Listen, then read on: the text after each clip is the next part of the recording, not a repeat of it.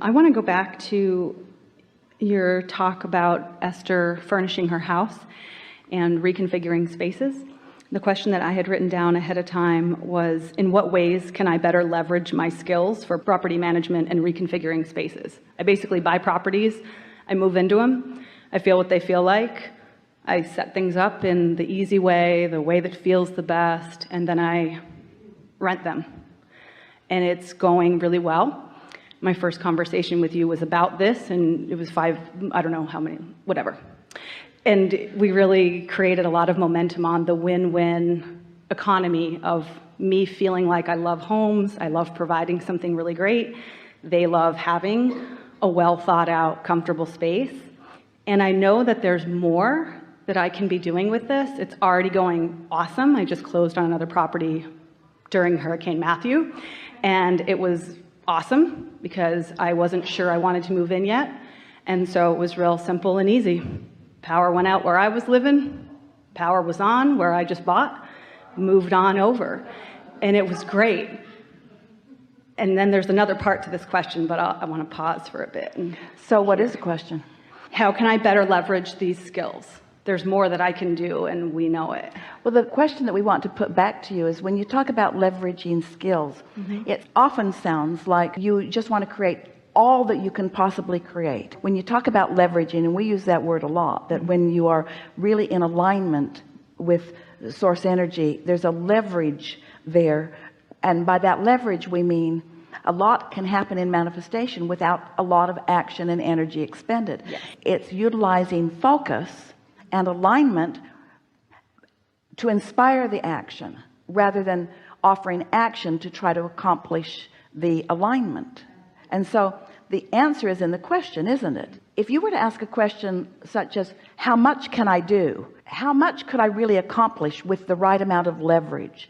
Well, the answer to that has to feel unsatisfying to you, because it's about the happiness quotient, isn't it? If you ask more of yourself, everything's about balance. If you spend more money than's coming in, you get out of balance. If you breathe more air than you're expending out, or breathe more out than you're letting in, you get out of balance. If you ask more of yourself in terms of action than time will allow, you get out of balance. And so one of the ways that you can leverage the balance on all of those subjects is by using thought rather than action, and being aware of how the thought feels.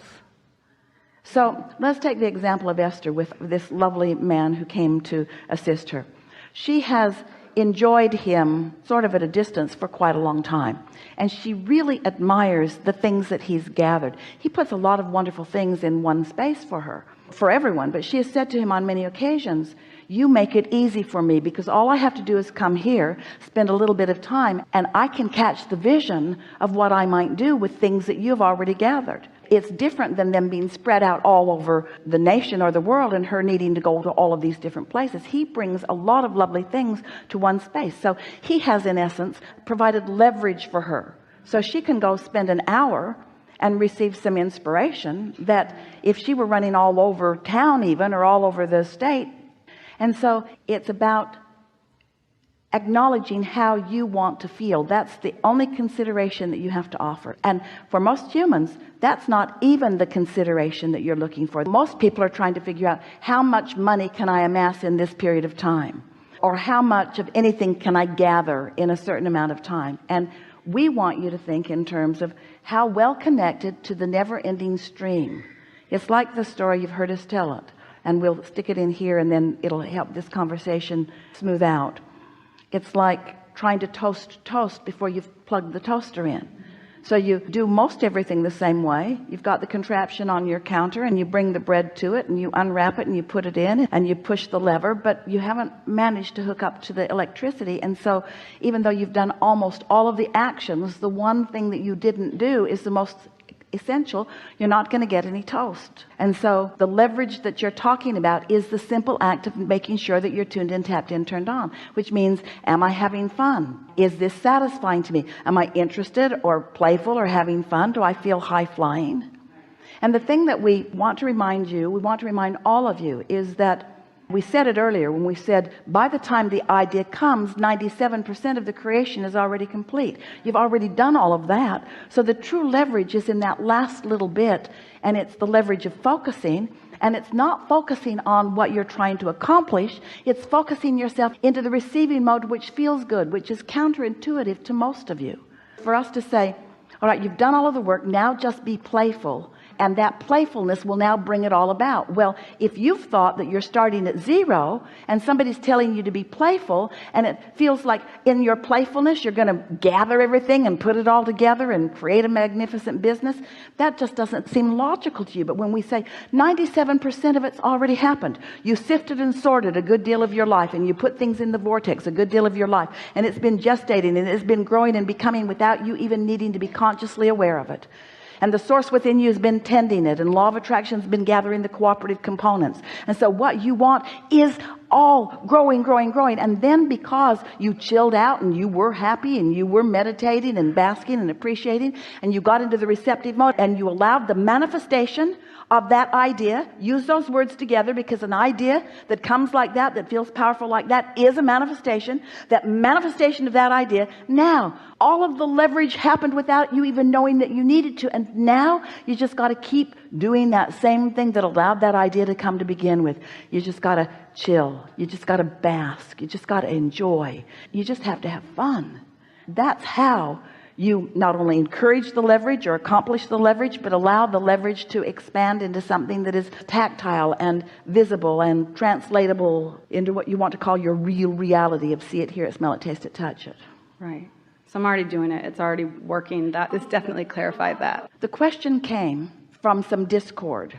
So touch on that discord just a little bit. And that discord is about some sort of imbalance. Where is that imbalance that you're feeling? Typically, I feel like the results I'm getting show that I am much more aligned and much more stable and have much more momentum going than I think I do. But here's the question that we want to ask you. Are you evaluating the momentum and the alignment and the sweet spot? These are all the same word, all the same thing. Alignment, momentum, sweet spot, receptive mode. Are you evaluating that based upon manifested results that you're getting, or are you evaluating it based upon the high exhilarated feelings that you're having? I probably do a little bit of both. So that's the leverage that you are looking for, right? Because it's so easy to become human and action oriented again instead of staying in the emotion of it. So just go with the exhilaration and it's all good. Esther played with a friend a few weeks ago, and they were looking for furniture for their house. Esther's really on a furniture jag these days. And Esther said, I have about 4 days that I can play with you. And so they sat in the space, and it was inspiring to all of them. And then they just playfully began moving about.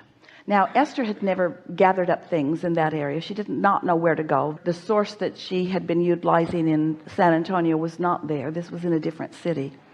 But because of the playful nature that they all had going on, and the harmony between them, because they were just having such fun together, undeniable help from someplace other than the resources of the three of them began showing up. They were high-fiving all over the place. And the thing that was so evident about it, because there was no timeline, there was nothing that needed to be done, so there was no manifestation deadline that they were shooting for. It was awe-inspiring to see how clever and knowledgeable the universe was, with three people who were focused softly and lightly toward a common purpose. So the leverage is in not caring about the outcome and going for the fun. The leverage is in the letting the chips fall where they may, and they'll be great, but going for the fun. I'm in this for the fun. I'm in this for the thrill of watching the universe with all of its talent and ability. I'm in it for the inspiration that I can discover, not for what my inspiration will then lead to. Because in the moment that you turn it toward outcome, you've lost the leverage of the inspiration, because now you're back in the action again. We can say this better, and you're helping us do it with the poignancy of your question, because by all standards, anyone looking at you would acknowledge the success that you're having. but you want more than the success that you're having. Of course I do. And it's not that you want more money or more houses or more sales. It's not that. It's that you want more sweet spots, which means you want less action and more magic from the universe. And we use that word believing that you know what we mean. It isn't magic. It's you tapping in to the magic that you put into your vortex, and you believing that your vortex has spun it to gold, and you're believing that you're worthy enough to receive the inspiration of it. And so you've found the place to hold yourself so that you can let the magic happen within you. And when magic happens within you, it feels like exhilaration, it feels like fun, it feels like timing. They went to a consignment shop right after someone had left a whole boatload of beautiful things, and Esther said, you want that, and you want that, and you want that, and you want that, and you want that, and you want that, and you want that, and you want that, and you want, get a truck. You want that, and you want that, and you want that, and you want that. And Esther said, I have that piece, and I bought it for this much money, and here it is for this much money. Load that on the truck. You want that. You want that. They began calling Esther the Blue Book of Furniture, because she knows what it should be costing, and she knows what it is costing, and it was magnificent. And so it was satisfying a whole lot of intentions, isn't it? It's satisfying the intention for magnificence. It's the perfect piece for the perfect space. And then they got the pieces there, and the pieces just called out where they wanted to be. It's a really interesting thing. Everything knew where it wanted to be, and when you put it in a place that it didn't want to be, it would, you could feel that it didn't want to be there. In other words, that's leverage. So what is this leverage? What is this knowledge? Is it all the non-physicals that know about all of those things? Is it engineers? Is it scientists? Is it people who have planned spaces? Yes, yes, yes, yes. Is it furniture creators? Is it furniture builders? Is it artists? Yes, yes, yes, yes, yes. Is it anybody and everybody that's ever had anything to do with what you're doing now, and you're in a vibrational place? Talk about leverage, where you have the talent and inspiration of everyone who's ever been involved in anything like this flowing through you right here and now. Yes, yes, yes, yes, yes, yes, yes. Are you like our friend? Can you not go back? Can you not go back to less than magic? You can't go back to less than magic. You've got to go forward to more and more. This leverage that you're reaching for, oh, here it is. You have to move into the whole expansion of who you are. You can't only be as good as this as you were last week. I know, that's You've got to be as good as you are at this now, you see. Yeah. Because the stakes are higher, the desires are more. There's more in the vortex. You're more ready to receive. And you know what's really interesting about this? How you doing? You all right?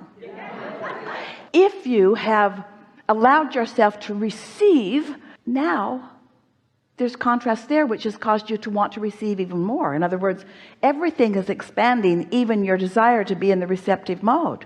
A receptive mode that is growing still. All this that you've been living has been causing your inner being to expand too. So you've not only got to keep up with the expansion of your inner being. Isn't it fun? Is it making you tired? Is it making you realize the power of all of this? Isn't it making you want to finally do the only thing that you need to do, which is just chill out and let the work that you've already done come to fruition? And what's the fruition that we're talking about? This is a big question. Is the fruition another property, another bunch of furniture that you're moving around, or is it the thrill of the inspiration as it's flowing through you? It's not the result. You've been saying it for years. You just didn't know what you were saying when you say the joy is in the journey. Yes, the joy is in the never-ending journey. And the journey you took yesterday will not thrill you today. The joy is in the new journey, the new journey, the new journey, the new journey, the new journey, the new journey. So at first you think